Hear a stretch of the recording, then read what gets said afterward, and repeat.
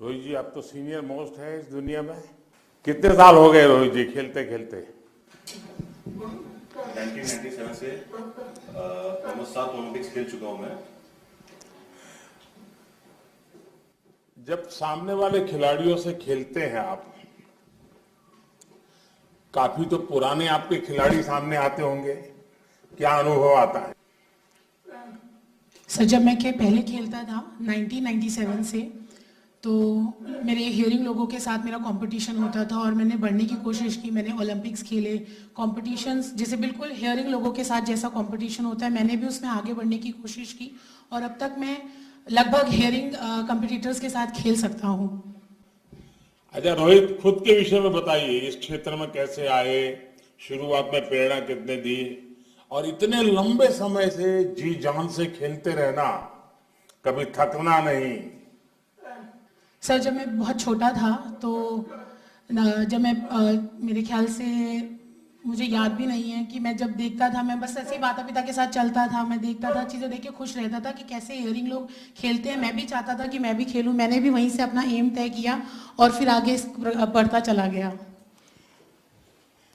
जी, जब मैं 1997 में मैंने खेलना शुरू किया तो पहले बधिर लोग खेलते नहीं थे, मुझे किसी तरीके का सपोर्ट नहीं मिलता था, बस सांत्वना दी जाती थी। मेरे पिताजी इसमें बहुत सहयोग करते थे, खाना पीना, जूस, जो भी डाइट चाहिए होती थी उसका बहुत ध्यान दिया करते थे।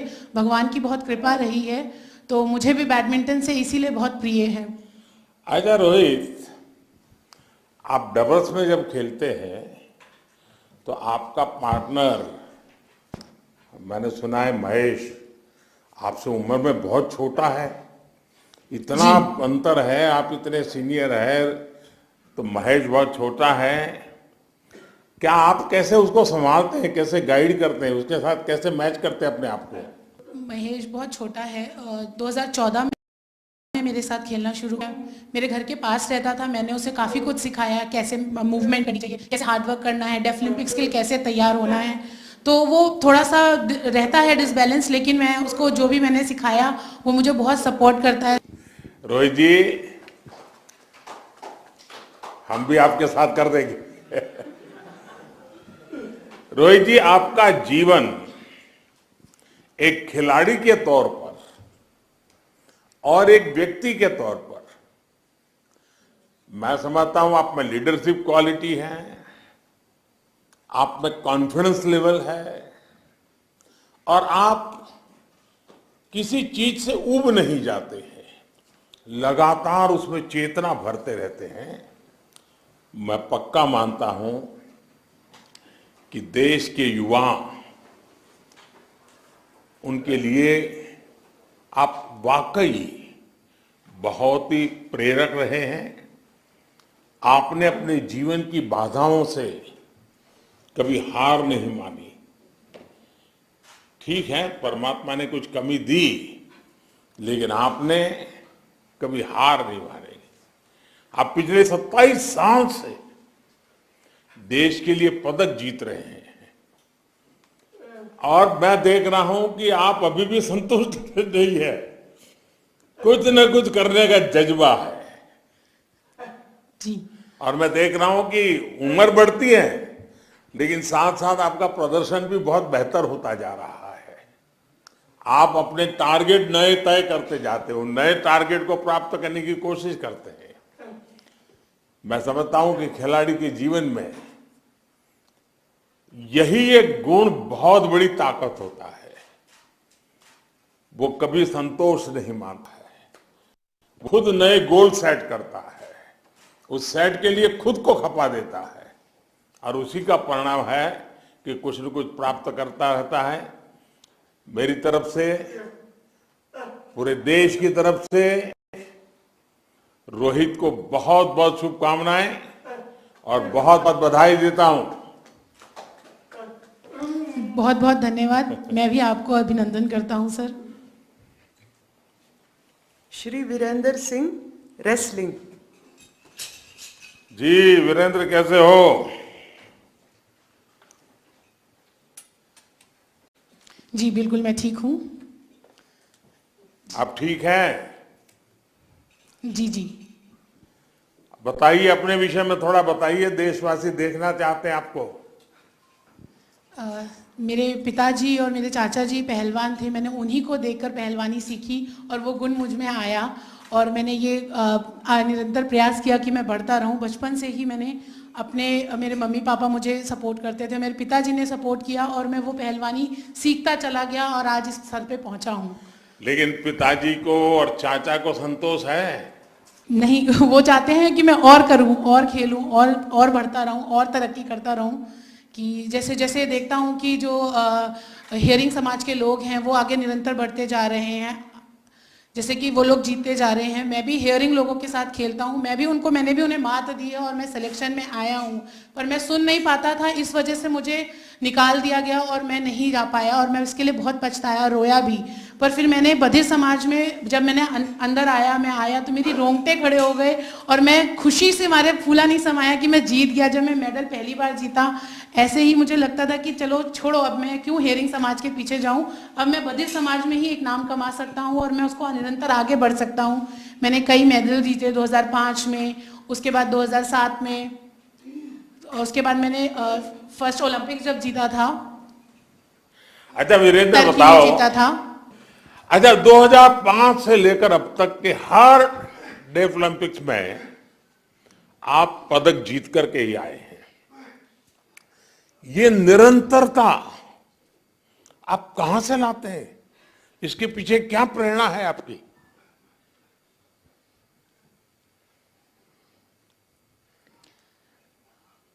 मैं डाइट पे इतना ध्यान नहीं देता हूँ जितना मैं प्रैक्टिस पे ध्यान देता हूँ। मैं लगातार हियरिंग लोगों के साथ प्रैक्टिस करता हूँ, बहुत मेहनत करता हूँ।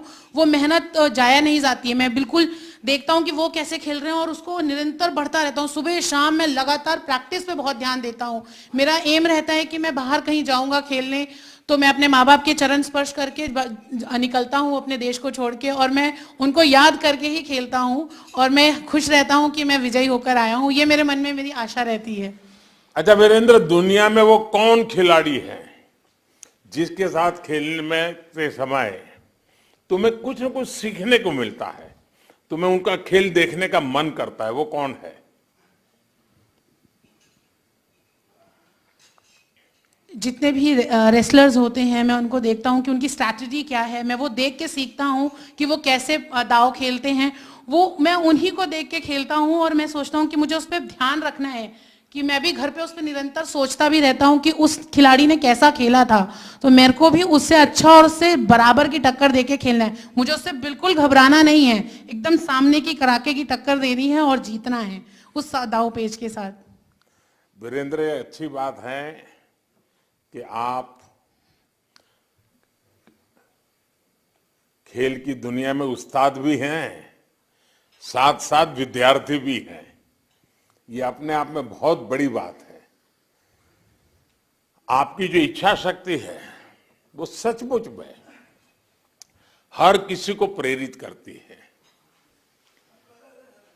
जी, इसके साथ ही मेरा मानना है कि आपसे देश की खिलाड़ी और युवा दोनों जो सीख सकते हैं, और वो है आपकी निरंतरता। एक बार शिखर पर पहुंचना कठिन है, पर उससे भी कठिन इस बात पर है कि जहां पहुंचे हैं वहां टिके रहना और फिर भी ऊपर जाने की कोशिश करते रहना। आपने शिखर पर पहुंचने के लिए तपस्या की, आपके चाचा ने, आपके पिताजी ने लगातार आपको मार्गदर्शन किया, आपकी मदद की। पहुंचने एक बात है, पहुंचने के बाद टिके रहना, ये मैं समझता हूं आपकी गजब की ताकत है। और इसलिए खिलाड़ी जगत इस बात को समझेगा, आपसे सीखेगा। मेरी तरफ से आपको बहुत शुभकामनाएं हैं, बहुत बहुत धन्यवाद। धनुष, नाम तो धनुष है और शूटिंग करता है। जी सर, जी बिल्कुल, मैं शूटिंग करता हूँ। बताइए धनुष, अपने विषय में बताइए।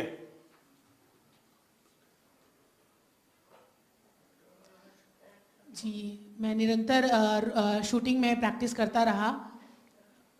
मेरी फैमिली का सपोर्ट मुझे बहुत रहा कि मुझे स्टेज वाइज वो कि मुझे हमेशा बताते रहे कि मुझे जीतना ही है, फर्स्ट ही आना है। मैं 4 बार विदेश जा चुका हूँ जीतने के लिए, और मेरा ये हमेशा निश्चय रहता है कि मैंने तय किया होता है कि मुझे फर्स्ट ही मेडल लाना है, मुझे गोल्ड ही जीतना है। धनुष जी,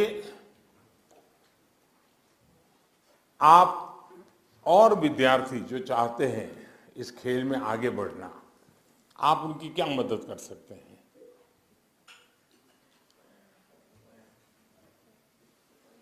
मैं स्पोर्ट्स के लिए बच्चों को बताऊंगा कि हाँ, हम इसमें आगे बढ़ सकते हैं, हमें प्रयास करते रहना चाहिए, लगातार प्रैक्टिस आपको आगे बढ़ाएगी, आपको लगातार रनिंग प्रैक्टिस करनी चाहिए, फिट रहना चाहिए। बस सर, मैं इतना ही कहना चाहता हूँ। योगा करते हो? जी, मैं करता आ रहा हूँ काफी टाइम से योगा। और मेडिटेशन करते हो?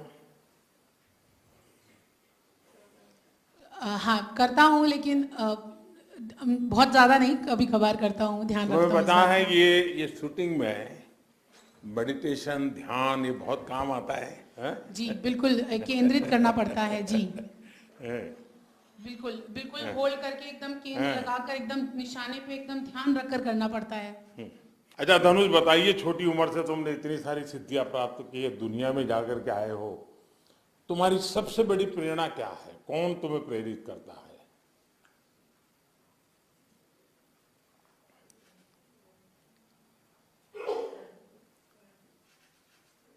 मुझे सबसे ज़्यादा, मैं अपनी माँ से बहुत मेरा लगाव है, वो उनके साथ मुझे बहुत खुशी मिलती है।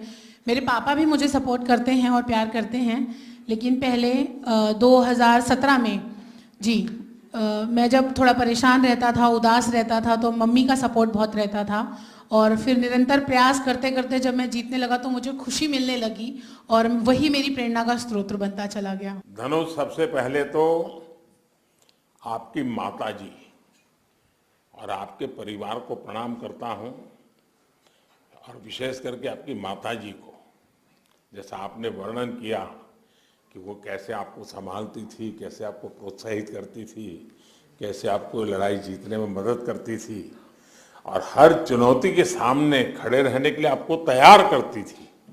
तो मैं सचमुच में आप बड़े भाग्यवान हैं। और आपने बताया कि आपने खेलो इंडिया में भी कुछ नया सीखने का प्रयास किया, नई चीज़ों को जानने का प्रयास किया, और खेलो इंडिया ने आज देश को बहुत अच्छे अच्छे खिलाड़ी दिए हैं। कई खेल प्रतिभाओं को आगे लाने में भी मदद मिली है। आपने अपने सामर्थ्य को पहचाना, लेकिन मेरा विश्वास है कि आपका सामर्थ्य धनुष इससे भी ज्यादा है, और आप इससे भी ज्यादा पराक्रम करके दिखाओगे, ये मुझे विश्वास है। मेरी आपको बहुत शुभकामनाएं। बहुत बहुत धन्यवाद। सुश्री प्रियेशा देशमुख, शूटिंग। अच्छा प्रियेशा, आप पुणे से हैं? एक्चुअली मैं महाराष्ट्र पुणे में प्रैक्टिस करती हूँ। मेरा नाम प्रियेशा शरदराव देशमुख है। वो मैं 8 साल में प्रैक्टिस कर रही हूँ शूटिंग में। उसके पहले मैंने चेटिंग, बैडमिंटन सब कुछ खेला, लेकिन तो मैं हार गई। तो मैंने सोचा शूटिंग अच्छा है, तो मैं शूटिंग में 2014 में ज्वाइन हुई।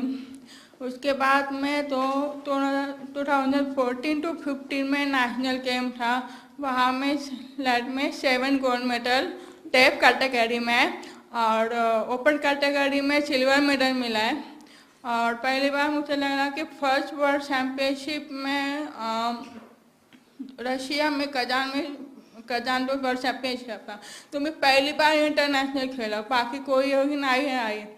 तो मुझे थोड़ा सा डर लग रहा था और परेशान भी लग रहा, लेकिन दादी के आशीर्वाद से और मेरे पापा ने मुझे समझाया कि जो कुछ भी हो, आप पहली बार जाए हो तो जाओ, खेलो, जो मिलेगा तो मिलेगा, लेकिन आप परफॉर्मेंस करके दिखाओ। परंतु मुझे पता नहीं क्या मिला, लेकिन तो लास्ट टाइम में मेरा क्वालिफिकेशन हुआ तो फाइनल हुआ। बाद में तो फाइनल होते तो मेरा ब्रॉन्ज मेडल मिला। अच्छा, 2017 में आप 6ठे स्थान पर आई थी, इस बार स्वर्ण लेकर आई है। ये कुछ छोटी सिद्धि नहीं है। तो तुम्हें अभी भी संतोष नहीं है? अभी भी अपने आप को शिकायत करती रहती हो? नहीं, वही थी, अब मेरे तो कॉन्फिडेंस थी, हम तो खुद मैं खुद भी कर रही हूँ। दादी और पापा के आशीर्वाद और मेरा गुरु है अंजलि भागवत के, उसको कोच वजह मैंने सिखाया है, जो करने करो, लेकिन पॉजिटिव सोचो तो कर लिए। तो मेरा वो रैंक 6 और अभी सेकंड ओलंपिक में ब्राजील में हुआ तो धनुष के साथ मिस्त्री में मुझे गोल्ड मेडल मिला। तो दादी ओलंपिक होने से पहले दुनिया में नहीं है अभी, उसने मुझे मेरा प्रॉमिस दिया था कि आप पता कितने आवश्यक आएंगे, लेकिन दादी ने मुझे वादा दिया कि अब मेडल अवश्य मिलेगा। लेकिन अचानक उसकी मौत होने के बाद तो मैंने उसका स्वप्न मैंने पूरा कर दिया। तो मेरा तो अच्छा लग रहा है और मेरा कोई कुछ नहीं। देखिए प्रियेशा, सबसे पहले तो मैं अंजलि भागवत जी को भी बधाई देता हूँ कि उन्होंने तुम्हारे लिए अपना इतना जी जान से मेहनत की। Thank you sir. तो मैं सचमुच में बताता हूँ कि एक तो तुम्हारे माता पिता का, लेकिन कोच भी अगर जी जान से तुम्हारे लिए काम करता है तो उसके कारण बहुत बड़ा बदलाव मैं देख रहा हूँ। अच्छा ये बताओ, आप हो तो पुणे से हैं और पुणे के लोग तो बहुत शुद्ध मराठी बोलते हैं। हाँ पता है, मैं मराठी बोलती हूँ। तो आप इतनी बढ़िया हिंदी कैसे बोलती हो? मैं मराठी हिंदी सब बोलती हूँ, लेकिन प्रॉब्लम ऐसा है मराठी में तो मुझे मेरी लैंग्वेज होते हैं, मैंने सोचा कि दुनिया में एक लैंग्वेज नहीं बात करना, सब लैंग्वेज बात करते हैं, लेकिन मैं पर बात करते मराठी में। मुझे ये भी बताया गया आपकी दादी ने हमेशा आपको प्रोत्साहित किया, कभी निराश नहीं होने दिया, कभी आपको उदास नहीं होने दिया, अनेक चुनौतियों को आप पार कर पाई। और जैसा मुझे बताया गया है कि आपने नए नए तरीके से इसको सीखने का प्रयास किया है। मैं जी आपको बहुत बहुत बधाई देता हूँ, बहुत शुभकामनाएं देता हूँ। आप सबको प्रेरणा देती रहेगी। Thank you. नमस्ते। जाफरीन शेख, टेनिस। हाँ जाफरी, नमस्ते। That's Tamil.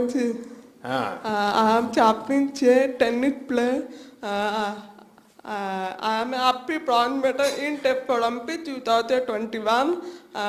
मुझे मेरे पापा बहुत सपोर्ट करते हैं, मुझे बहुत मेहनत करते हैं। मैं 70 ईयर्स खेला, मेरा मेडल बहुत मेडल लिखा, इंडिया मेडल लिखा, बहुत मेडल लिखा। तो नाचाई मुझे बहुत मेहनत करते, हमें होती करते, कॉम्प्लीट करते, नाचाई मुझे बहुत हार्ड वर्क करते। इंडिया फर्स्ट फर्नीचर आगे जा रहे हैं, हमें नहीं जानते आगे जाती मैं। और prime minister of India Narendra Modi, thank you for welcome. I am very happy we all happy Pacham. अच्छा जाफरीन, आप और पृथ्वी शेखर, आपकी जोड़ी ने बड़ी कमाल कर दिया। आप दोनों एक दूसरे को कोर्ट में मदद कैसे करते हैं, एक दूसरे की मदद कैसे करते हैं?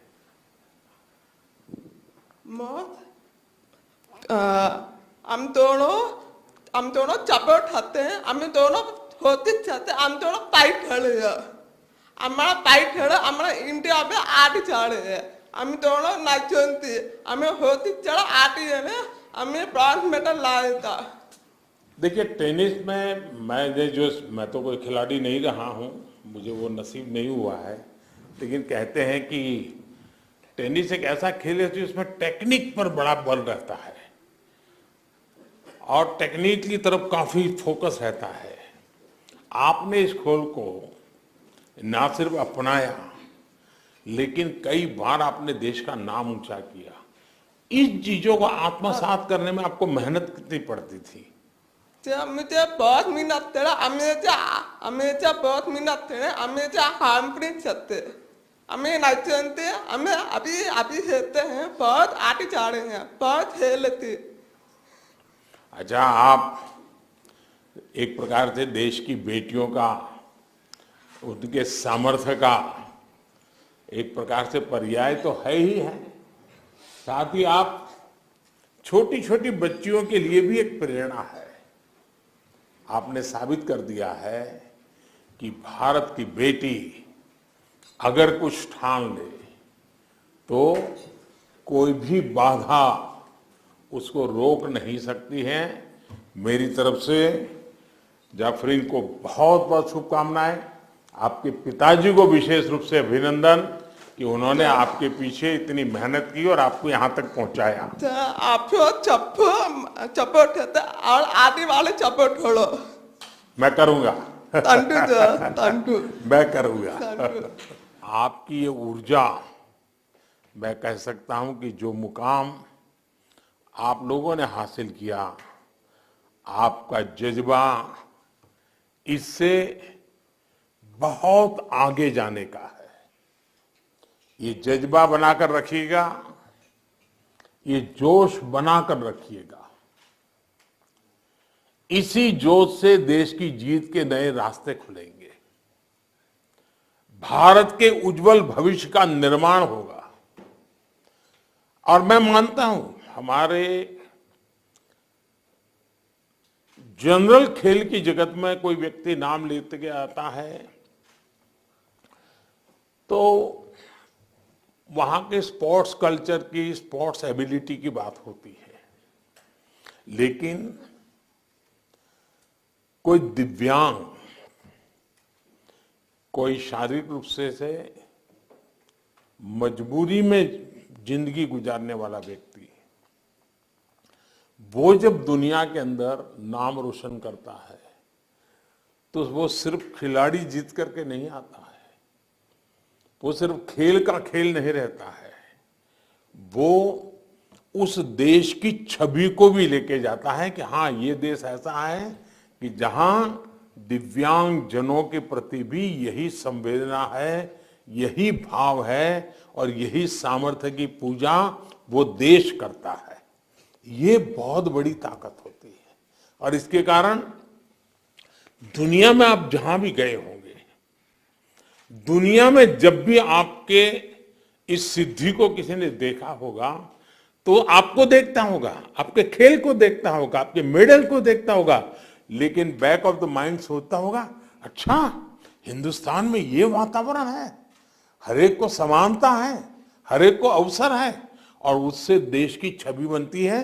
यानी सामान्य खिलाड़ी देश की छवि बनाता है, उससे अनेक गुना ज्यादा अच्छी छवि देश की बनाने का काम आपके द्वारा होता है, आपके प्रयत्नों के द्वारा होता है। यानी ये अपने आप में बहुत बड़ी बात है। आप सभी को एक बार फिर इस शानदार जीत के लिए और देश का नाम रोशन करने के लिए, देश का नाम ऊंचा करने के लिए, भारत का तिरंगा झंडा फहराने के लिए, और वो भी आजादी का अमृत महोत्सव मना रहे हैं, उस समय देश के तिरंगे को फहराने के लिए आप सब बहुत बहुत बधाई के पात्र हैं। आपके इस पुरुषार्थ में आपके परिवारजनों का, आपके माता पिता का, आपका कोचिज का, आपके आसपास का जो एनवायरनमेंट होगा, उन सबका बहुत बड़ा योगदान रहा है और इसलिए उन सबको भी मैं बधाई देता हूं। जिन भी खिलाड़ियों ने इस वैश्विक प्रतिस्पर्धा में हिस्सा लिया, उन्होंने पूरे देश के सामने हौसले का एक अभूतपूर्व उदाहरण प्रस्तुत किया है। कुछ लोग होंगे जो मेडल तक शायद नहीं पहुंच पाए होंगे, लेकिन ये मान के चलिए कि उस मेडल ने आपको देख लिया है। अब वो मेडल आपका इंतजार कर रहा है, वो मेडल आपका इंतजार कर रहा है। आप ये मत सोचिए कि अब आप पीछे हैं, आप जरूर सिद्धि प्राप्त करेंगे, आप विजयी होकर के आएंगे और जो विजयी हुए हैं वे भी अब तो आपकी प्रेरणा का कारण बनेंगे। और इस खेल के अंदर आज तक के सारे रिकॉर्ड आप तोड़ के आए हैं, हिंदुस्तान के सारे रिकॉर्ड तोड़ करके आप आए हैं। इसलिए इस टीम का हृदय से मैं गर्व करता हूं, अभिनंदन करता हूं। और आजादी का अमृत महोत्सव, उसमें भी आप प्रेरणा बनेंगे देश के तिरंगे को आगे लहराने में। हर नौजवान के लिए आप प्रेरणा बनेंगे।